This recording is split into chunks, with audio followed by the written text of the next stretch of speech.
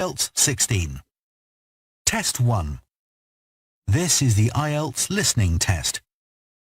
The test is in 4 parts. At the end of the test, you will be given 10 minutes to transfer your answers to the answer sheet. Part 1. You will hear a man phoning to find out about some children's engineering workshops. First, you have some time to look at questions 1 to 3.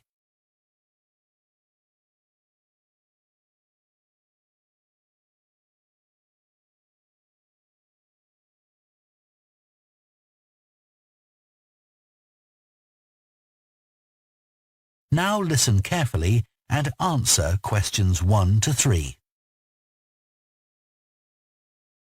Hello, Children's Engineering Workshops. Oh, hello. I wanted some information about the workshops in the school holidays. Sure. I have 2 daughters who are interested. The younger one's Lydia. She's 4. Do you take children as young as that? Yes, our tiny engineers workshop is for 4 to 5-year-olds. What sorts of activities do they do? All sorts. For example, they work together to design a special cover that goes round an egg, so that when it's inside, they can drop it from a height and it doesn't break. Well, sometimes it does break, but that's part of the fun. Right. And Lydia loves building things. Is there any opportunity for her to do that? Well, they have a competition to see who can make the highest tower. You'd be amazed how high they can go. Right. But they're learning all the time as well as having fun. For example, one thing they do is to design and build a car that's attached to a balloon, and the force of the air in that actually powers the car and makes it move along. They go really fast too. Okay, well, all this sounds perfect. Before you hear the rest of the conversation, you have some time to look at questions 4 to 10.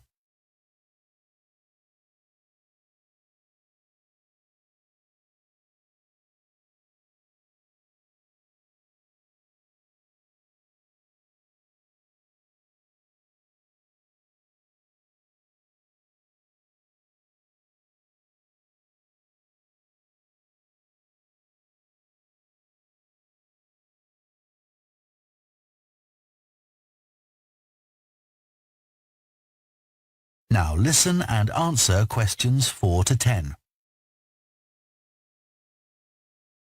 Now, Carly, that's my older daughter, has just had her 7th birthday. So, presumably, she'd be in a different group. Yes, she'd be in the junior engineers. That's for children from 6 to 8. And do they do the same sorts of activities? Some are the same, but a bit more advanced. So they work out how to build model vehicles, things like cars and trucks, but also how to construct animals using the same sorts of material and technique. And then they learn how they can program them and make them move. So they learn a bit of coding? They do. They pick it up really quickly. We're there to help if they need it, but they learn from one another too. Right. And do they have competitions too? Yes. With the junior engineers, it's to use recycled materials like card and wood to build a bridge. And the longest one gets a prize. That sounds fun. I wouldn't mind doing that myself. Then they have something a bit different, which is to think up an idea for a 5-minute movie and then film it using special animation software.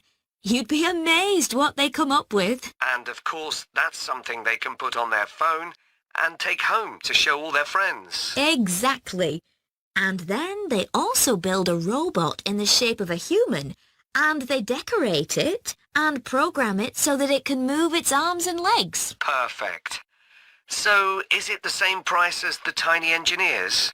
It's just a bit more, £50 for the 5 weeks. And are the classes on a Monday too? They used to be, but we found it didn't give our staff enough time to clear up after the first workshop, so we moved them to Wednesdays. The classes are held in the morning from 10 to 11. OK, that's better for me, actually. And what about the location? Where exactly are the workshops held? They're in Building 10A. There's a big sign on the door. You can't miss it. And that's in Fradston Industrial Estate. Sorry? Fradston. That's F-R-A-D-S-T-O-N-E.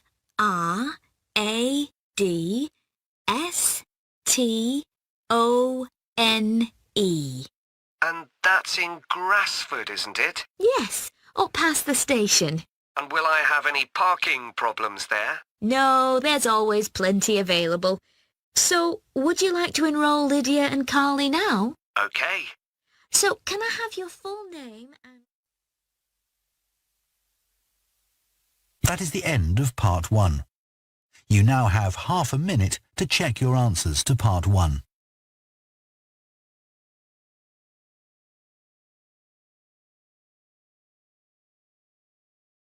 Part 2. You will hear the managing director of a company called Stevenson's welcoming a group of work experience students. First, you have some time to look at questions 11 to 14.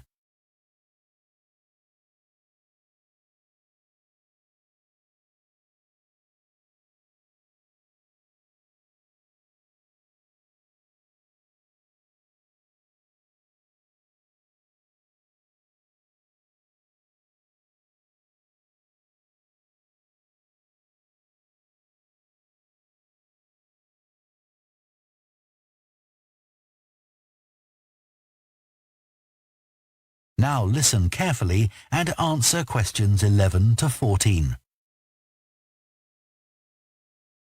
Good morning everyone and welcome to Stevenson's, one of the country's major manufacturers of metal goods. Thank you for choosing us for your 2 weeks of work experience. My name is Julia Simmons and since the beginning of this year I've been the managing director. Stevenson's is quite an old company. Like me, the founder, Ronald Stevenson, went into the steel industry when he left school. That was in 1923. He set up this company when he finished his apprenticeship in 1926, although he actually started making plans 2 years earlier in 1924. He was a very determined young man. Stevenson's long-term plan was to manufacture components for the machine tools industry, although in fact that never came about, and for the automotive industry, that is cars and lorries. However, there was a delay of 5 years before that happened, because shortly before the company went into production, Stevenson was given the opportunity to make goods for hospitals and other players in the healthcare industry. So that's what we did for the first 5 years. Over the years, we've expanded the premises considerably. We were lucky that the site is big enough, so moving to a new location has never been necessary. However, the layout is far from ideal for modern machinery and production methods, so we intend to carry out major refurbishment of this site over the next 5 years. I'd better give you some idea of what you'll be doing during your 2 weeks with us, so you know what to expect. Most mornings you'll have a presentation from one of the managers to learn about their department, starting this morning with research and development. And you'll all spend some time in each department, observing what's going on and talking to people, as long as you don't stop them from doing their work altogether. In the past, a teacher from your school has come in at the end of each week to find out how the group were getting on, but your school isn't able to arrange that this year. Before you hear the rest of the talk, you have some time to look at questions 15 to 20.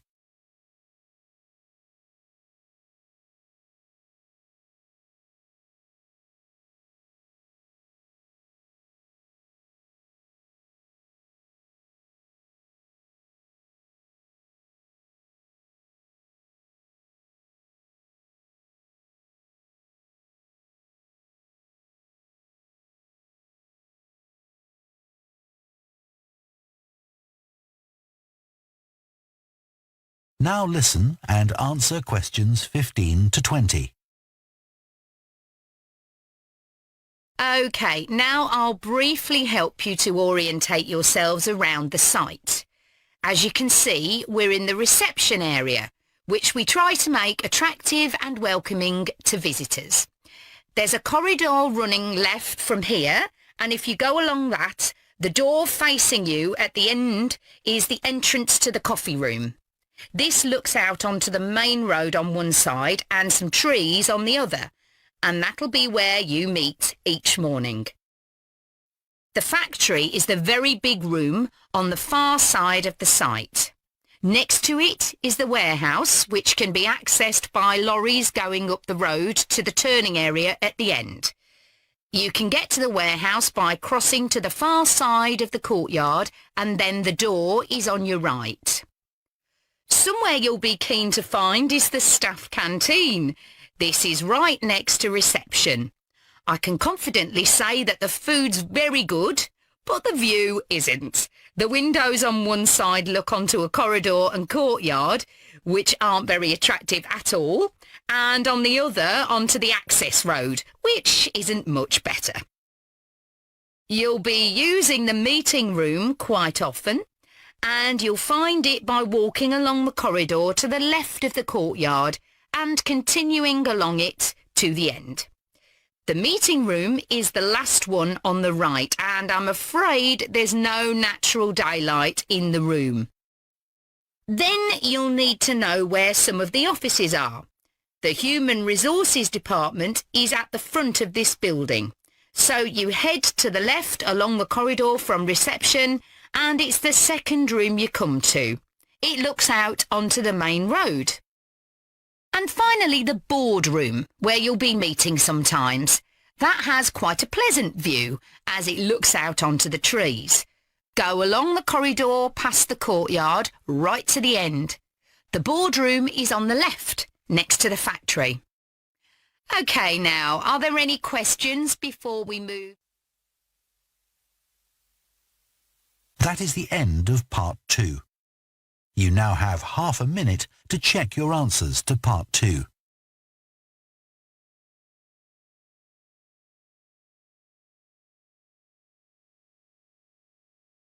Part 3. You will hear 2 students called Jess and Tom discussing their art projects. First, you have some time to look at questions 21 to 24.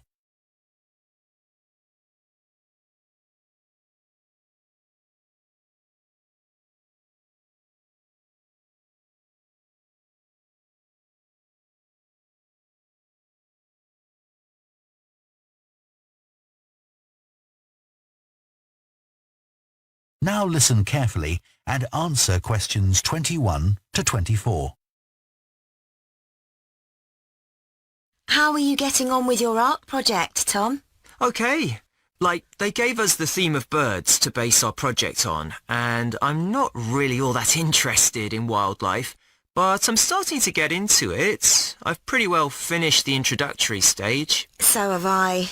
When they gave us all those handouts with details of books and websites to look at, I was really put off. But the more I read, the more interested I got. Me too. I found I could research so many different aspects of birds in art. Colour, movement, texture. So I was looking forward to the bird park visit. What a letdown. It poured with rain and we hardly saw a single bird. Much less use than the trip to the Natural History Museum. Yeah. I liked all the stuff about evolution there. The workshop sessions with Dr. Fletcher were good too, especially the brainstorming sessions. I missed those because I was ill.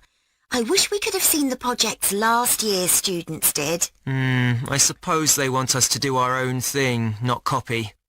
Have you drafted your proposal yet? Yes, but I haven't handed it in. I need to amend some parts.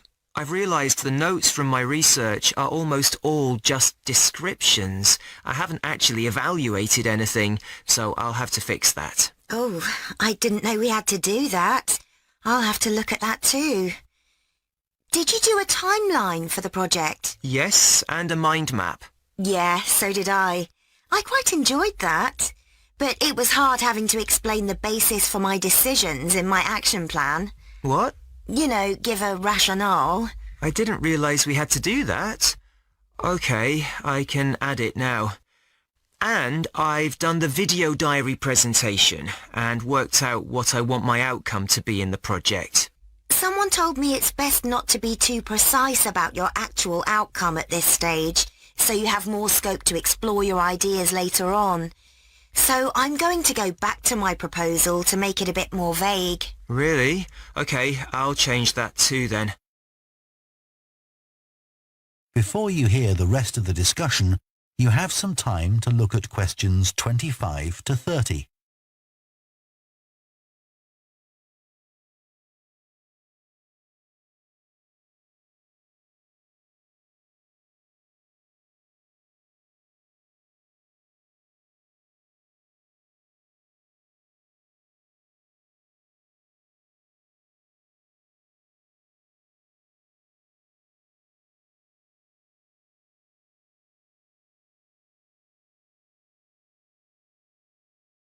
Now listen and answer questions 25 to 30.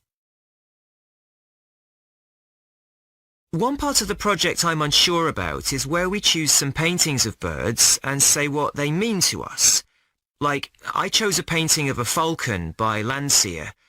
I like it because the bird's standing there with his head turned to one side, but he seems to be staring straight at you. But I can't just say it's a bit scary, can I? You could talk about the possible danger suggested by the bird's look. Oh, OK. There's a picture of a fishhawk by Audubon I like. It's swooping over the water with a fish in its talons and with great black wings which take up most of the picture. So you could discuss it in relation to predators and food chains? Well, actually, I think I'll concentrate on the impression of rapid motion it gives. Right. Do you know that picture of a kingfisher by Van Gogh? It's perching on a reed growing near a stream. Yes, it's got these beautiful blue and red and black shades. I've actually chosen it because I saw a real kingfisher once when I was little. I was out walking with my grandfather and I've never forgotten it. Oh, so we can use a personal link? Sure. OK. There's a portrait called William Wells. I can't remember the artist, but it's a middle-aged man who's just shot a bird. And his expression and the way he's holding the bird in his hand suggests he's not sure about what he's done. To me, it's about how ambiguous people are in the way they exploit the natural world. Interesting. There's Gauguin's picture, Vira Mati. He did it in Tahiti. It's a woman with a white bird behind her that is eating a lizard. And what I'm interested in is what idea this bird refers to. Apparently, it's a reference to the never-ending cycle of existence. Wow. I chose a portrait of a little boy, Giovanni de' Medici. He's holding a tiny bird in one fist. I like the way he's holding it carefully so he doesn't hurt it. Oh, right. That is the end of part 3. You now have half a minute to check your answers to part 3.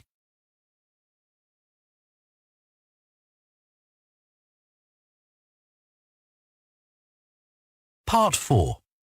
You will hear a professor of philosophy giving a talk on the ancient philosophy of Stoicism. First, you have some time to look at questions 31 to 40.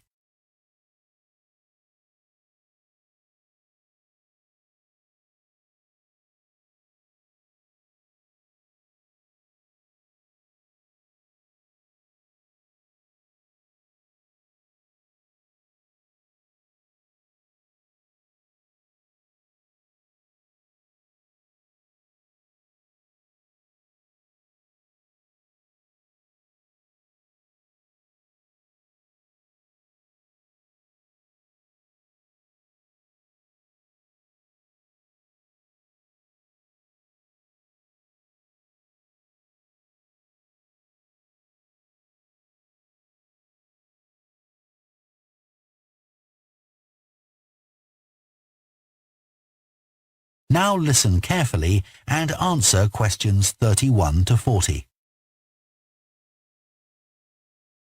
Ancient philosophy is not just about talking or lecturing or even reading long, dense books. In fact, it is something people have used throughout history to solve their problems and to achieve their greatest triumphs. Specifically, I am referring to Stoicism, which in my opinion is the most practical of all philosophies and therefore the most appealing.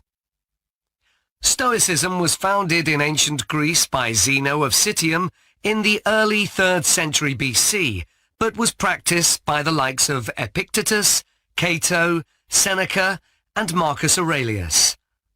Amazingly, we still have access to these ideas, despite the fact that the most famous Stoics never wrote anything down for publication. Cato definitely didn't. Marcus Aurelius never intended his meditations to be anything but personal. Seneca's letters were, well, letters, and Epictetus's thoughts come to us by way of a note-taking student. Stoic principles were based on the idea that its followers could have an unshakable happiness in this life, and the key to achieving this was virtue. The road to virtue, in turn, lay in understanding that destructive emotions like anger and jealousy are under our conscious control. They don't have to control us, because we can learn to control them. In the words of Epictetus, external events I cannot control, but the choices I make with regard to them I do control. The modern-day philosopher and writer Nassim Nicholas Taleb defines a Stoic as someone who has a different perspective on experiences which most of us would see as wholly negative. A Stoic transforms fear into caution, pain into transformation, mistakes into initiation, and desire into undertaking. Using this definition as a model, we can see that throughout the centuries, Stoicism has been practiced in more recent history by kings, presidents, artists, writers, and entrepreneurs.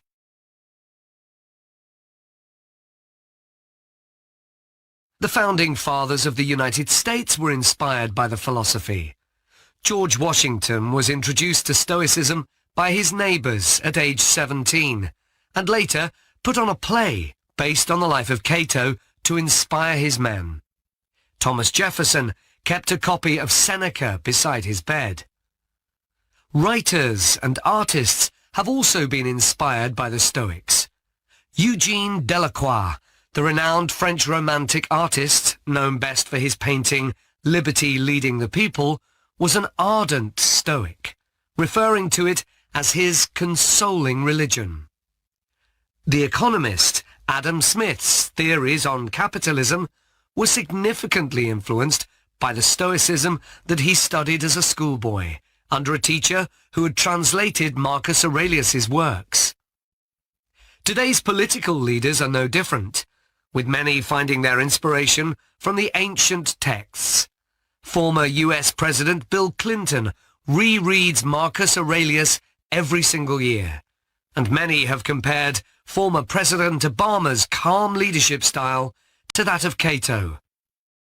Wen Jiabao, the former Prime Minister of China, claims that Meditations is one of 2 books he travels with, and that he has read it more than 100 times over the course of his life. Stoicism had a profound influence on Albert Ellis, who invented cognitive behavior therapy, which is used to help people manage their problems by changing the way that they think and behave. It's most commonly used to treat depression. The idea is that we can take control of our lives by challenging the irrational beliefs that create our faulty thinking, symptoms, and behaviors by using logic instead. Stoicism has also become popular in the world of business. Stoic principles can build the resilience and state of mind required to overcome setbacks, because Stoics teach turning obstacles into opportunity, a lesson every business entrepreneur needs to learn. I would argue that studying Stoicism is as relevant today as it was 2,000 years ago, thanks to its brilliant insights into how to lead a good life. At the very root of the thinking, there is a very simple way of living. Control what you can and accept what you can't. This is not as easy as it sounds and will require considerable practice. It can take a lifetime to master. The Stoics also believed the most important foundation for a good and happy life is not money, fame, power or pleasure, but having a disciplined and principled character, something which seems to resonate with many people today. That is the end of part 4. You now have 1 minute to check your answers to part 4.